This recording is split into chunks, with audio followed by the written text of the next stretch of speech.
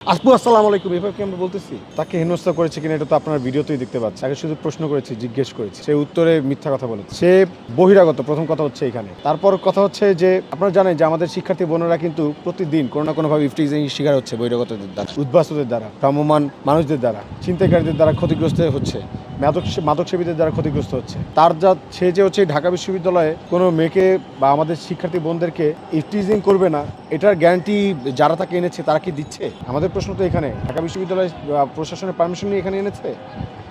নির্বাচন আচরণবিধি তারা কি মেনে এটা করেছে? তাকে কে এনেছে? তারা আমার সাথে কথা বলুক, সামনাসামনি এসে কথা বলুক, প্রশ্ন করুক এবং আমাকে কনভিন্স করুক যে কেন, ঢাকা বিশ্ববিদ্যালয়ের শিক্ষার্থীদেরকে কনভিন্স করুক যে কেন সে এখানে এসছে এবং সে আদতে হচ্ছে কিভাবে হেনস্থার শিকার হয়েছে সেটা আমাদেরকে বলুক, নাকি সে আমাদেরকে হেনস্থার শিকার করেছে এটা আমরাও জানতে চাই। আচরণবিধি বারবার লঙ্ঘন করা হচ্ছে কিন্তু এখন পর্যন্ত কোনো স্টেপ নিচ্ছে না, তাদের মাঝে ভাঙা না। যারা নির্বাচন পরিচালনা করছে তাদের তারা ওই যোগ্যতাটা হারিয়ে ফেলেছে। যে বা যারা বলছে যে ভালোবেসে আসতেই পারে, আমাদেরকে ভালোবাসার মানুষ নাই? আমরা কি দলবল নিয়ে হাঁটতেছি? কোনো শিক্ষার্থীকে কি আমরা হচ্ছে গিয়ে একসাথে আসসালামু আলাইকুম এভাবে কি আমরা বলতেছি? আমরা তো এরকম কাজগুলো করতেছি না। তো আপনারা দলীয় এজেন্ডা বাস্তবায়ন যারা করতে এসছেন তারা সবাই মিলে এই কাজগুলো করতেছেন এবং কোন সেন্সে এই কথাগুলো আপনারা আমার কাছে জিজ্ঞেস করছেন বা আমি কেন উত্তর দিচ্ছি আমি নিজেও আসলে বুঝতে পারছি না। মনে রাখতে হবে প্রতি বছর 3.5 লাখ মেধাবী শিক্ষার্থীদের সাথে প্রতিযোগিতা করে সর্বোচ্চ মেধাবীরা কিন্তু এই বিশ্ববিদ্যালয়ে আসে, তারা কেউই বোকা না। তো এরকম অযৌক্তিক কথাবার্তা বলে শিক্ষার্থীদেরকে হেয় করাটা আমরা আসলে ভালো চোখেও দেখছি না।